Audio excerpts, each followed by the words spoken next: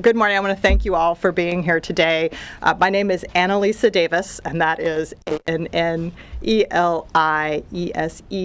Davis. And I'm a volunteer with the Oregon chapter of Moms Demand Action for Gun Sense in America. So I especially want to thank Paul Kemp and Jenna Ewell for joining us today and telling their stories. Paul is honoring the life of his brother-in-law, Steve Forsyth, and Jenna is honoring the life of her mother, Cindy Ewell, by fighting for safer gun laws. And I want to thank both of you all for all that you do and for your dedication to this movement. Last spring, we all came together to help pass background checks in our state. Our elected leaders stepped up to the plate and stood up for common sense safety laws. Passing background checks was a huge victory for public safety, and I know it was a tremendous source of pride for many of us across the state. But our work did not end last spring. Now we have a chance to build on the progress we made by continuing to pass gun safety laws that will bolster our background check system and make our community safer. That's why we are urging our elected leaders to continue the work they started last year by voting in support of House Bill 4147. Moms, gun violence survivors, and other concerned citizens have been out in force across Oregon over the last week, calling on our legislators to pass HB 4147. HB 4147 would strengthen Oregon's background check system in two important ways. First, it would close the Charleston loophole by providing law enforcement with sufficient time to complete criminal background checks before gun sales proceed. Second, HB 4147 would ensure local law enforcement officials are notified when individuals who are prohibited from buying and possessing firearms try to buy a gun illegally and fail a background check. This is a small step we can take that will have significant impact across our state.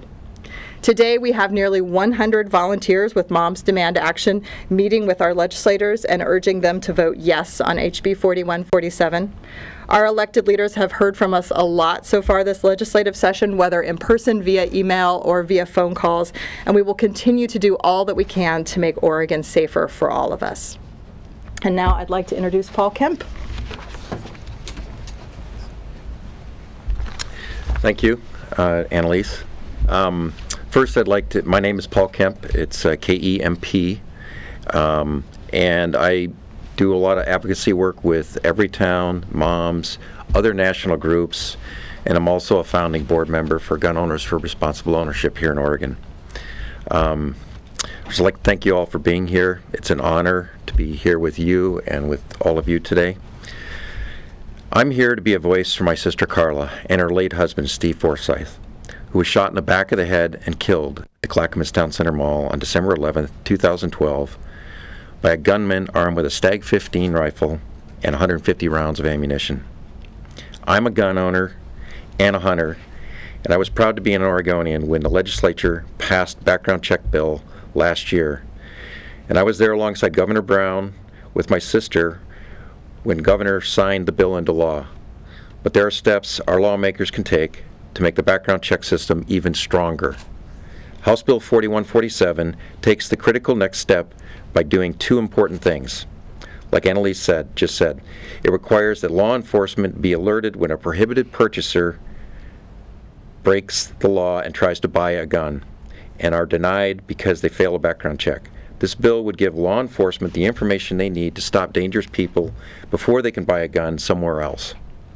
Secondly, it closes what's called the Charleston loophole, which allows a gun sale to proceed without a completed background check. If 3 business days pass before the check can be finished, that's exactly how the Charleston shooter got his gun and used it to take the lives of 9 innocent churchgoers this past summer. Like I said, I'm a gun owner and a hunter, and I've done a background check every time I've purchased a gun. I know that background checks are quick and easy. Most background checks are finished right on the spot in less than 5 minutes. But for the small percentage of buyers with complicated criminal histories, law enforcement needs enough time to ensure that these people are not prohibited from buying guns. And we know that because of stories like Reverend Sharon Risher, whose mother and 2 cousins were killed at the Charleston AME Church this past June, I had the honor to testify alongside Reverend Risher about this Bill 4147 earlier this month. Her mother and 8 other Americans might still be alive today if not for this flaw in the background check system that allows gun sales to proceed with incomplete background checks after just 3 business days. House Bill 4147 will fix this deadly flaw. Reverend Risher's tragic story reminds me too much of my own. Like the Reverend's mother, my brother-in-law was a man who left a huge imprint on the world and whose legacy and memories live on every day. Steve was a good man, a loving husband, a caring dad who made time to coach basketball and football. In fact, this week, there's a fundraising event later to award a high school senior a college scholarship, and there have already been, this is the third event, but this college fund will be moving forward as the years go. My last memory of Steve was a 16th birthday celebration for my son. The photos from that birthday celebration captured the last time many of us saw Steve alive, as he was shot just 2 days later. Because of a dangerous man with a gun, Steve, like far too many other Americans, was taken from us forever. We know there's no one thing you can do to prevent every act of gun violence. But today, here in Oregon, our elected leaders have the power to prevent future tragedies and make our state safer for all Oregonians. I ask them to vote yes on this important, life-saving bill. Thank you. At this time, I'd like to introduce Jenny Guhl.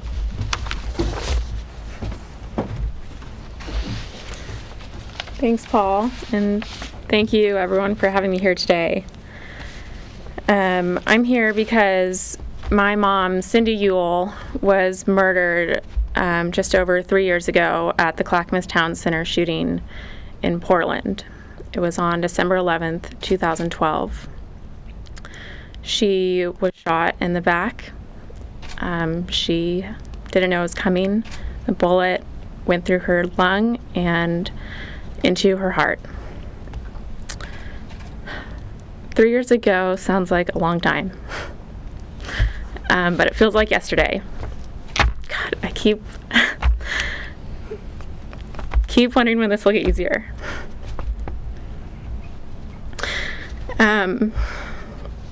My mom was just absolutely incredible. She was kind and caring, and she was warm and loving and full of energy and full of life.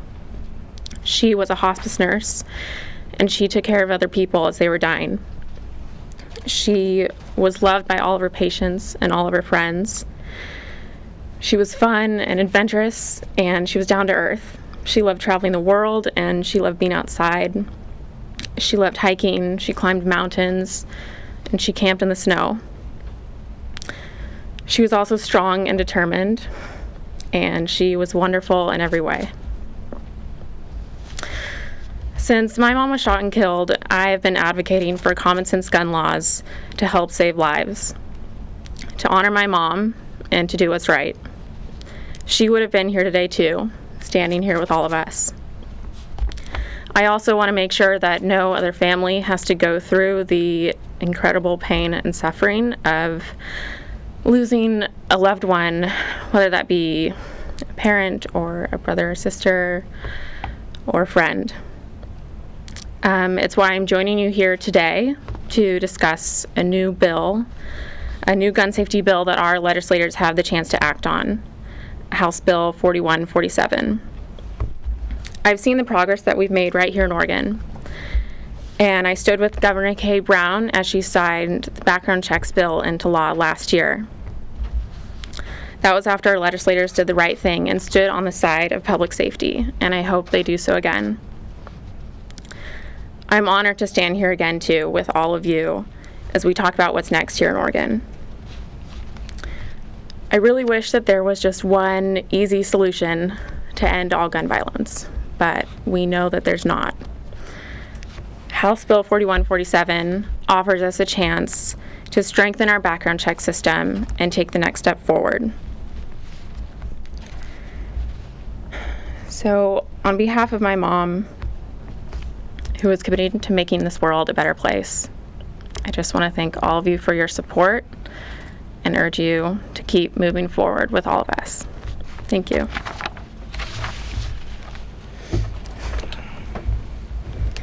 Thank you, Paul and Jenna. It's always an honor to be with people who have taken so much unimaginable pain in their lives and turned that into action to do good for other families and for our communities across the state of Oregon.